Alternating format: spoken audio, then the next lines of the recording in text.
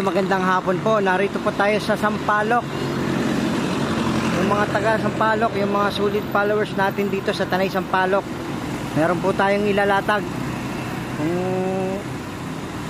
alam nyo po itong lugar na to, ayan lang oh. Ayan oh, lugar na to, Sampaloc. Meron po tayong 200 pesos. May kasama pong 5 kilos na bigas. Ayan po oh. Lagay ko lang po sa ilalim. Yun o. Sa mga solid followers and friends, gandang hapon po. Yun o. Unahan na lang po ito. Pakishare na lang po yung sa malayo. Yung malayo po, kahit wag nang pumunta. Maraming salamat.